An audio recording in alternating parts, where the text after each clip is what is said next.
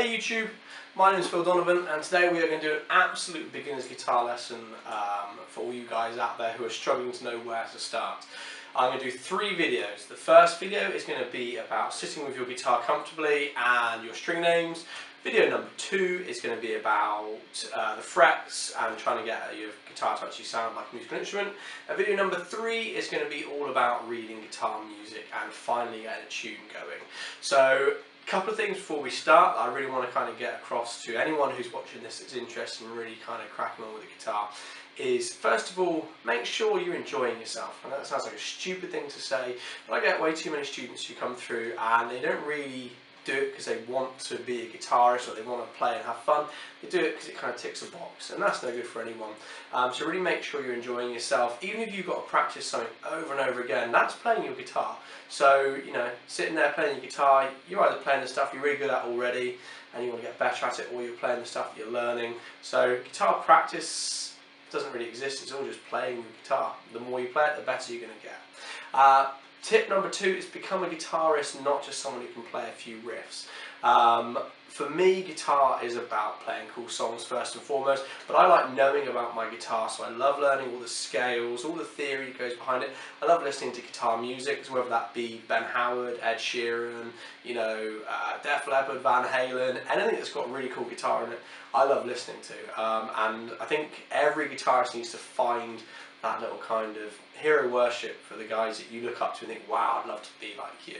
Okay. At one point I'll put some links in the comments below or whatever in the description to help you out and point out a few great guitarists. Listen to Paul Gilbert. But now we're going to get stuck straight into how to hold your guitar, and then we're going to look at our strings. So here's your guitar. On the bottom of the guitar you have this little curve. Okay. That curve is going to sit over your leg. Now whichever leg you decide to play on, that's kind of where it should sit. So you might want to play on the opposite leg, which is fine. You know, you get classical guitar players do that a lot. Flying V players will do that a lot, but I prefer just to sit with it on my right leg as I'm sitting with it. And the neck should just kind of be just out there, not too far forward, but certainly not too far back. That can be quite restrictive. So really just kind of hanging naturally. And this curve of the guitar should sit there, comfortably just on your ribs. Okay. So just to go through that quickly again, that curve at the bottom is for sitting on your leg, so that should be there. Your curve here, whether that be on an acoustic or electric, should be just around about where your arm's going to sit, and then your neck should just kind of place itself quite naturally. Cool. So take a little minute to sit with your guitar, get comfortable with it. One thing you might do if you have a big acoustic guitar is let it slip forward like that a little bit. Now to begin with, that's fine, it's just one of those things because you're trying to keep an eye on what's going on down here and here, make sure you're picking the right string and fretting the right notes. But as you get more comfortable with it, try and drag it up towards you because it's going to make it easier when we stretch out for some chords. Cool. So I hope that all makes sense straight away. The next thing we're going to do, we're going to have a look at our strings for our guitar. You should have 6 strings on your guitar. If you don't, you may well have a bass or a different instrument altogether, or you may have snapped a couple, but hopefully, fingers crossed, you've got your guitar with you that's got 6 strings. So we're going to start here on the highest one, and we're going to go 1, 2, 3, 4, 5, 6. So we're just counting our strings to make sure we've got 6 on there. Try one more time. 1, 2, 3, 4, 5, 6. So you should have 6 strings on your guitar. Okay. Now, when you see a packet of strings, it's the highest one, which is classed as string number 1. Okay. So I counted through there: 1, 2, 3, 4, 5, 6. If you saw your strings written down, that is what they would be referred to.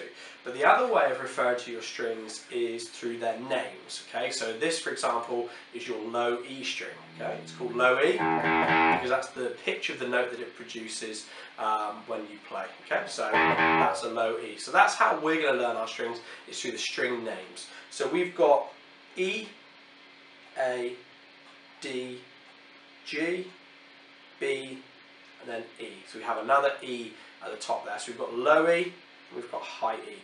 Both called what they're called because that's the note they produce. This produces a low pitched E and this produces a high pitched E.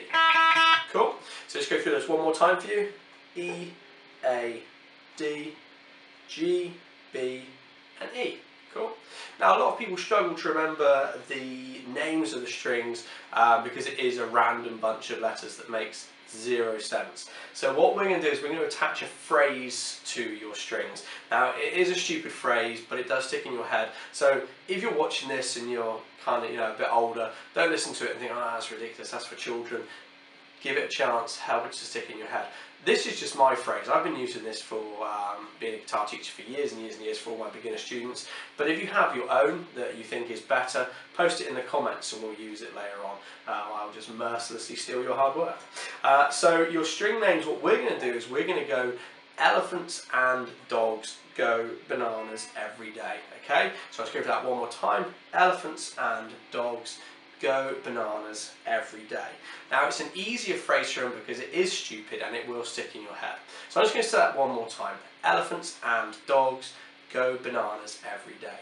Now do try your hardest to remember that, because when we come to reading guitar music, which is called tablature, in not the next video but the video after that, we're going to be using our string names to help us around that.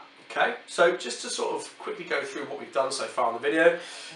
Sitting with your guitar, this curve on your leg, this curve by your ribs so your arm can kind of go over it, support your guitar, and then your neck just kind of hanging around.